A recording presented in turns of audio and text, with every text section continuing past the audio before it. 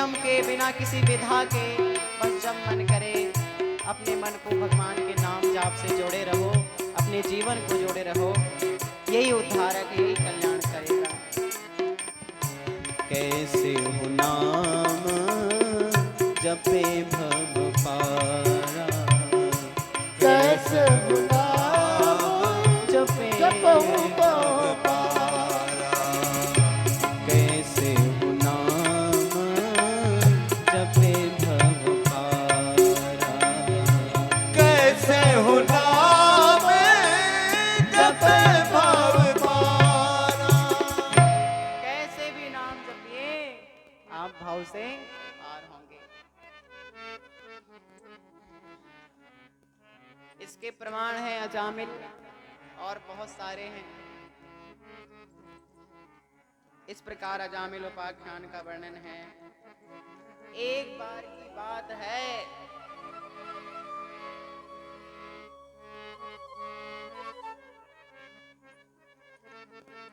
देवराज इंद्र के द्वारा गुरु बृहस्पति का अपमान हो गया। गुरु बृहस्पति ने पुरोहित पद त्याग दिया, तो तुष्टा के पुत्र जिनका नाम था विश्वरूप, उन्हें गुरु के रूप में देवताओं ने वर्ण कर लिया। एक बार की बात है, विश्वरूप जब देवताओं के लिए वैदिक विधा के अनुसार यज्ञादि कार्य संपन्न कराने लगे, तो एक बार दैत्यों ने आकर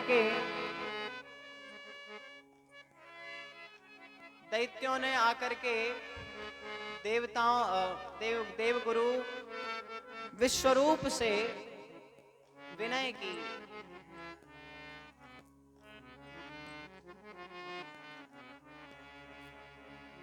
हे गुरुदेव, हे विश्वरूप जी, अरे बाई हरो चिमानी रहो, और देखो जे टठिया गढ़ई, आसन बासन, बुक्कू गिलास, जे सब एतई रह जे हैं, चूल्हे उल्हे हैं जे। अबे देखो 3 दिना की और पुराण बची, तो 3 दिना के बाद जेई दिखाने घरे, और कौन थे फिर पुराना बचने तीसरे दिन ना। हम बोले भी ना तुम्हें आने ही। सो ऐसो अब आई कि 3 दिना और तनक त्याग कर लो और सुन लो भगवान की पुराण मन से। देखो भागवत की 2 अर्थ कहा। एक अर्थ तो ऐसो कि अगर तुम भाव से सुनो तो तुम्हें इत्तो दे हैं कि जितो तुमने सोचो ना हो है। और अगर तुम तना कहते हो तना घरे ऐसी सुनो, सो को नाम का है भागवत, मतलब जितो भाग में है उतना ही। सो इसे बाई हरो तना कर लो त्याग, और फिर तो सब करने ही है। आज भगवान को जन्म या होने जे गुब्बारे नहीं देख रहे, फुग्गा जे लगे जैसे होते, यही खिलाने लगे कि आज भगवान को जन्म कहा हो। सो आज तुम विराजी रहो। हाँ भाई, हम बुंदेलखंडी से यहाँ बोलन लगत कि ज्यादा संस्कृत इंग्लिश बोला, सो आप उन्हें जो ना समझो कि हम कहूँ दूसरे लोग से आए। सो बुंदेलखंडी बोल के जो लगन लगत कि आप यौन के बीच किया, सो आप उन्हें बैठे। बहुत जने हमें हटका थे कि ना बोलो महाराज, अच्छो नहीं लगा, पर अब इन्हें जो ही सुन के सुख मिला सुखा कर गया। चलिए, श्री सीताराम जी महाराज की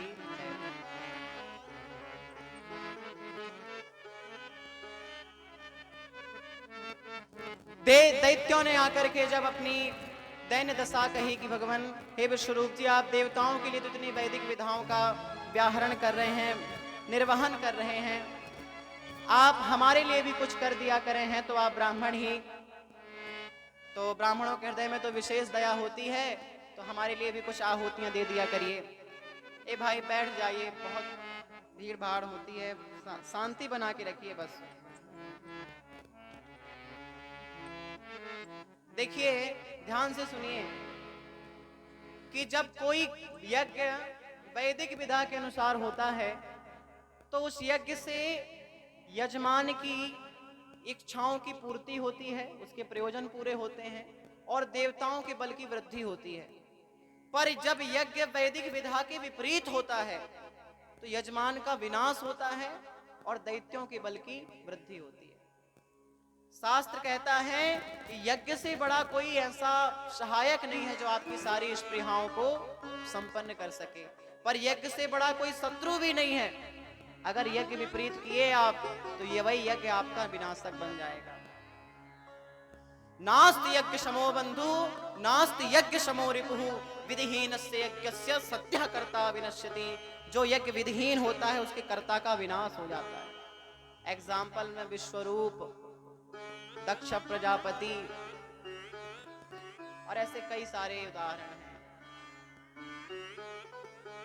वैदिक विधा यह है कि पूर्णाहुति के पूर्व आप आहुतियों का निक्षेपण यज्ञ कुंड में करिए, हवन अग्नि में करिए।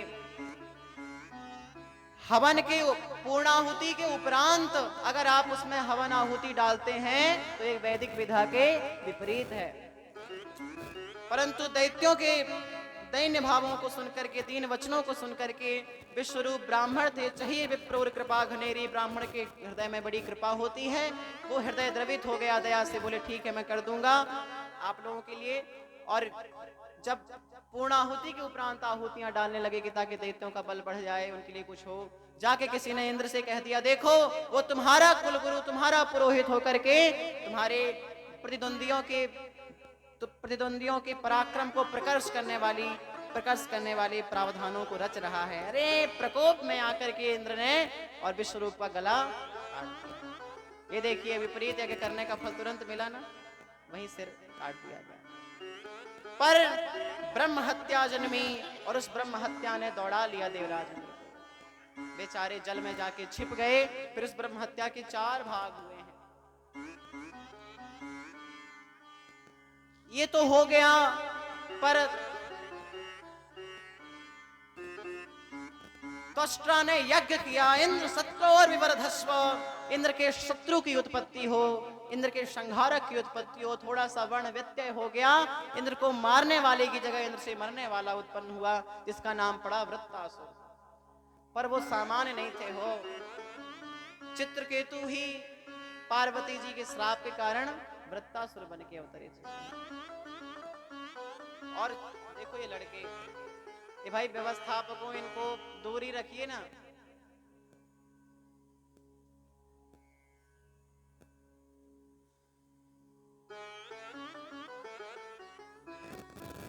क्या कह रहे थे?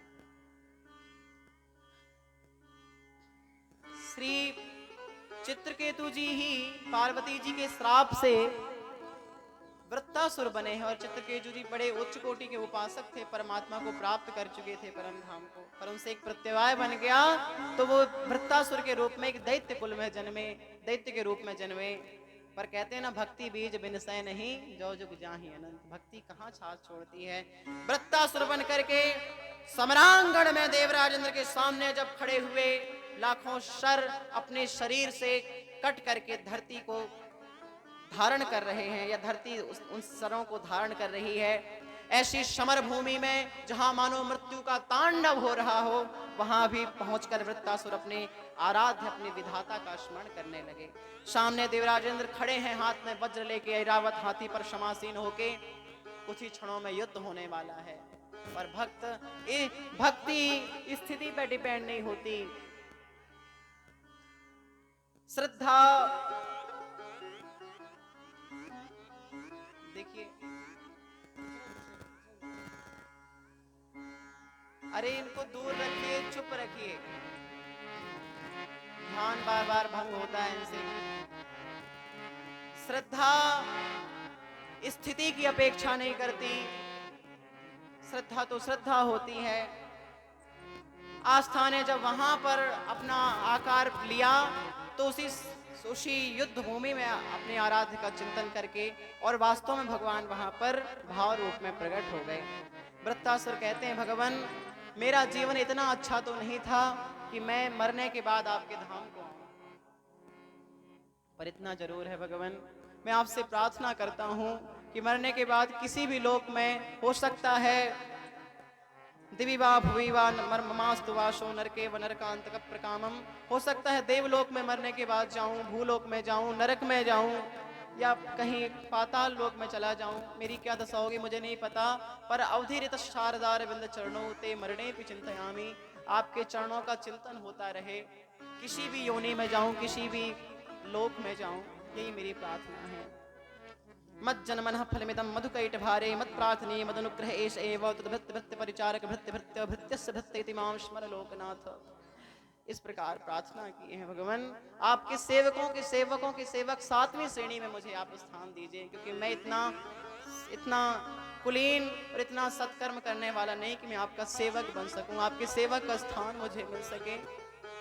तो अपने सेवकों की पीढ़ी में, परिपाटी में कोई न्यूनतम स्थान दे देना, इस प्रकार प्रार्थना किए हैं।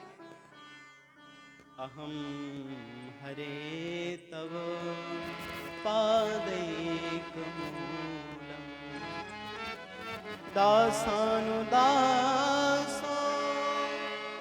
भवितास्मि भूयः मनस्मरेता सुपतेर्गृणास्ते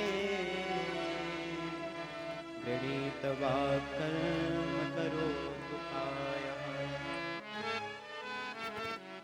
न नाकपृष्ठं न च पारमेष्ठं न सार्वभौमं न रसाधिपत्यम् न योगसिद्धि पुनर्भवं वा समञ्जसत्वा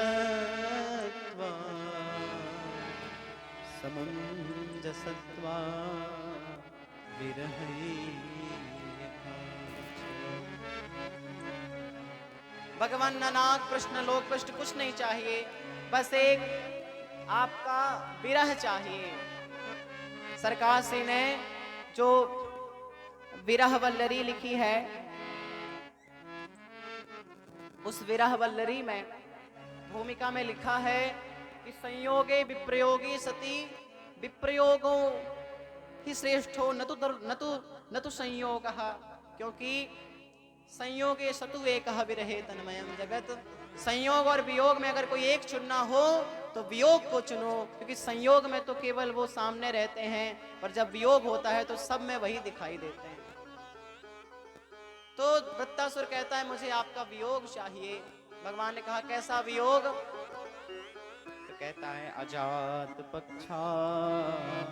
आहा, भगवान एक पक्षी है, वो घोंसले में बैठा है, उसके अभी पंख नहीं उगे हैं और उसकी माँ दाना चुगने के लिए गई है। वो घोंसले में बैठा हुआ निराधार, पंखहीन, गतिहीन बैठा है, प्रतीक्षा कर रहा है कि माँ आएगी, मेरे मुख में दाना डालेगी तो मैं तृप्त हो जाऊंगा।